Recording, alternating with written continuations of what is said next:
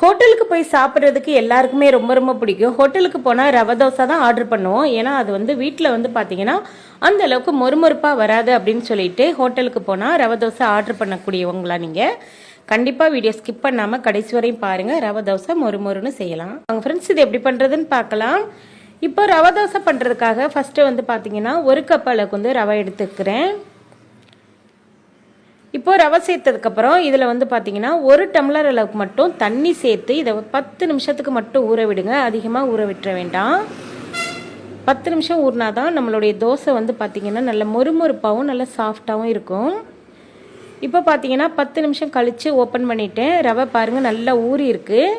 இந்த மாதிரி பக்குவத்துக்கு ஊறணும். ரொம்ப மையாட்ட ஊறிடக்கூடாது. இப்போ ஒரு முறை நல்லா கரண்டி வச்சு நல்லா கலந்துட்டு இதில் வந்து பார்த்தீங்கன்னா 3/4 கப் அளவுக்கு வந்து அரிசி மாவு, அதாவது வீட்டில் நம்ம வந்து இடியப்பத்துக்கு பயன்படுத்தக்கூடிய அரிசி மாவு, கடையில் வாங்கின மாவாக இருந்தாலும் பரவாயில்ல, 3/4 கப்பு சேர்த்துட்டு 1 டேபிள் ஸ்பூன் அளவுக்கு வந்து மைதா மாவு சேர்த்துக்கலாம்.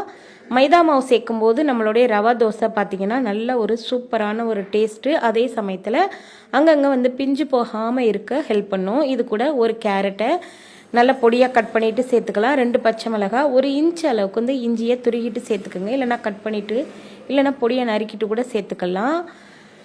இது கூட வந்து பார்த்திங்கன்னா 1/2 டீஸ்பூன் அளவுக்கு வந்து சீரகம், 1/2 டீஸ்பூன் மிளகு சேர்த்துக்கலாம். நம்மளுடைய ரவா தோசை ரொம்ப ரொம்ப சூப்பராக இருக்கும், நல்ல ஃப்ளேவர்ஃபுல்லாக இருக்கும். 2 சிட்டிகை அளவுக்கு வந்து பெருங்காயத்தூள் வந்து சேர்த்துக்கலாம். பெருங்காயத்தூள் சேர்த்துட்டு இது கூட 2 கொத்து கருவேப்பிலையை 1-2 கட் பண்ணிவிட்டு சேர்த்துக்குங்க. 1 கைப்பிடி நிறைய மல்லித்தலை வந்து சேர்த்துக்கலாம். இது கூட முக்கியமான பொருள்னு பார்த்தீங்கன்னா 2 டேபிள் ஸ்பூன் அளவுக்கு வந்து எண்ணெய் சேர்த்துக்கலாம். அந்த தோசைக்கல்லில் வந்து நம்மளுடைய ரவை தோசை ஒட்டாமல் வரணும், அதாவது பிஞ்சு போகாமல் வரணும்னு நினச்சிங்கன்னா 2 டேபிள் ஸ்பூன் அளவுக்கு வந்து எண்ணெய் சேர்க்கணும். முக்கியமாக எண்ணெயை ஸ்கிப் பண்ணிட வேண்டாம். சேர்த்ததுக்கப்புறம் நல்லா கலந்துருங்க. இந்த மாதிரி நல்லா கிண்டி கிண்டி விட்டு நல்லா எல்லாமே ஒன்று சேர்ந்து நல்லா கலந்ததுக்கப்புறம் வந்து பார்த்திங்கன்னா இதில் தண்ணி சேர்க்கணும். தோசை மாவு பதத்துக்கெல்லாம் கரைக்கக்கூடாது, ரொம்ப தண்ணியாக இருக்கணும்.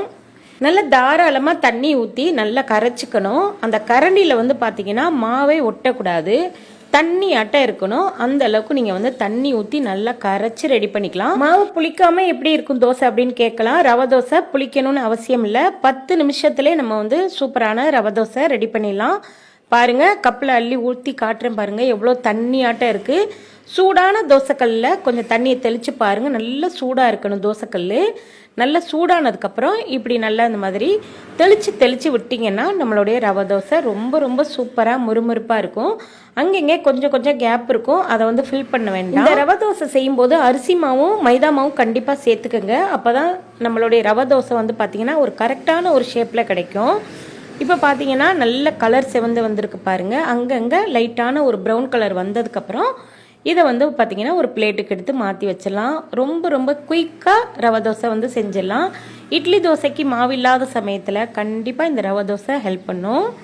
இப்போ பாருங்கள், உங்களுக்கு பார்க்கும்போதே எப்படி இருக்குது பாருங்கள். மறுபடியும் ஒன்று ஊற்றி காட்டுறேன் பாருங்கள். இந்த மாதிரி நல்லா தெளித்து விட்டு நீங்கள் ஊற்றுனீங்கன்னா நம்மளுடைய ரவை தோசை ஹோட்டல் ஸ்டைல் ரவை தோசை நம்ம வீட்டிலே செஞ்சிடலாம். இனிமேல் ஹோட்டலுக்கு போய் ரவை தோசை சாப்பிடணும்னு ஆசைப்படக்கூடியவங்க கண்டிப்பாக ஸ்கிப் பண்ணிடுவாங்க. இப்போ பாருங்கள், நம்ம வந்து கலந்து வச்ச மாவுலேருந்து சூப்பரான ரவை தோசை நல்ல முறுமுறுப்பாக எடுத்துட்டோம். இந்த மாதிரி பக்குவத்துக்கு செஞ்சிங்கன்னா எல்லாருக்குமே ரொம்ப ரொம்ப பிடிக்கும். இதுக்கு வந்து தேங்காய் சட்னி, தக்காளி சட்னி எது கூட வச்சு சாப்பிட்டாலும் சாப்பிட்டுக்கிட்டே இருப்பீங்க, அவ்வளோ சூப்பராக இருக்கும்.